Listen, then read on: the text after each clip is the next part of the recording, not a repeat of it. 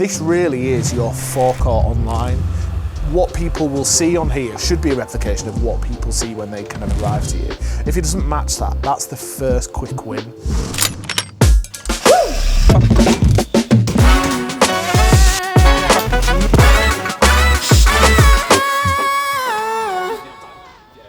Mark Hodgson, owner of SERP Digital.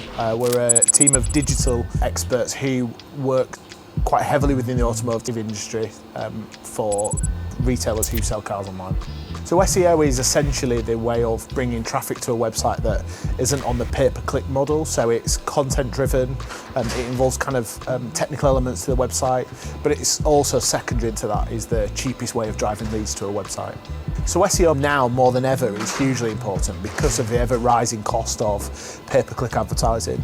You know, we've now got bigger players in the market that simply didn't exist, you know, 3 years ago. So actually having a solid organic strategy that is content-driven, helpful information that is driving kind of people at their research phase of trying to figure out what car they're looking for is a great way of figuring out whether you're the right dealer for them or they're the right customer for you. So getting that across now in the cheapest form possible economically makes sense, but secondly allows you to stand out from competitors. So first step is to look at that website and understand, is this a website that A, reflects what people see when they drive down to a forecourt, and B, look at the content on the website to understand, actually, is these the kind of things that we would be saying when somebody drops down? This really is your forecourt online. What people will see on here should be a replication of what people see when they kind of arrive to you. If it doesn't match that, that's the first quick win.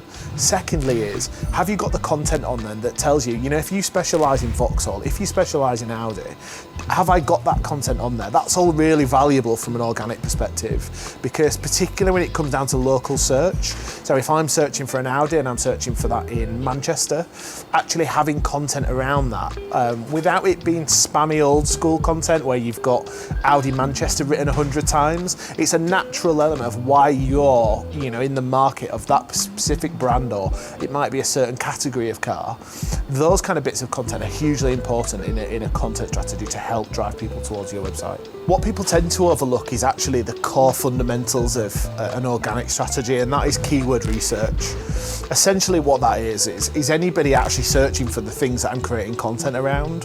So if you like, it's the bricks that build the house. So it's trying to understand, you know, if there are 3 or 4 or 500 or 1,000 or 10,000 people searching for something, A, am I likely to convert that traffic in terms of, if I write about Audis but I only sell Peugeots, it's wasted traffic and a complete waste of time. But actually, if I'm the right content, the right target market, if that content is strong, will that kind of help people drive towards the site? And that for me is one of the kind of huge elements, because it's, at that point, it's the reward of, well, actually there's 600 people searching or 1,000 people searching. If there's nobody searching, it's a completely wasted time. So that for me would start with keyword research. Using Google Ads Keyword Planner is a free tool. There's also some kind of SEO tools that you can get trials on out there, SEMrush, SE Ranking, and a few others, where you can really understand that data first to see what people are searching for within your locality. Secondly is looking at, again, the visuals of the site. Is the site quick? So there are many kind of platforms out there that sites are built on.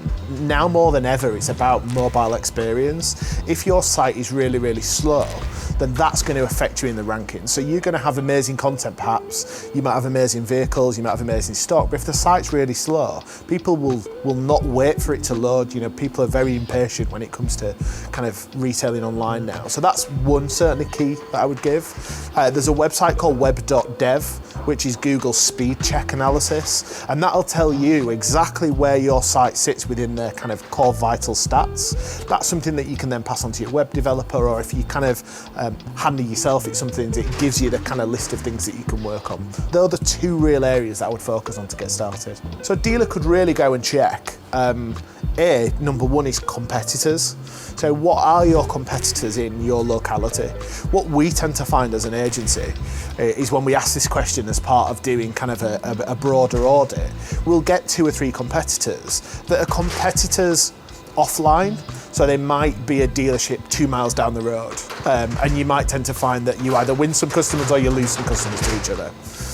What tends to happen is you'll find other retailers that are online that might just work from a lockup, that don't have a forecourt, but are big and dominant in your local area. And that's one of the key things that we find. So really just have a search online where you are for things that you sell and try and see who comes up. Because again, look at their content strategy, look at the landing pages that you land on.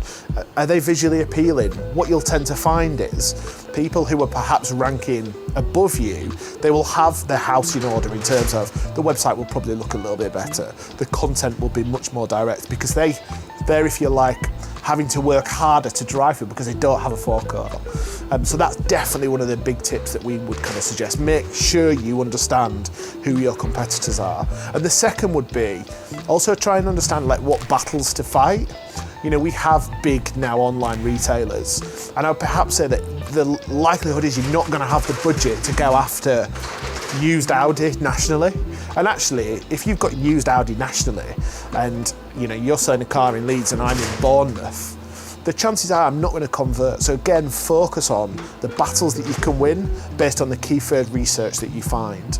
What you'll tend to find is with these bigger groups is they'll be going for the big traffic, the big numbers. Whereas actually, you know, if you're selling 70, 80, 90 cars a month, you can focus on that locality and that can drive you as many inquiries and customers as you can handle. You're my lucky strike, love the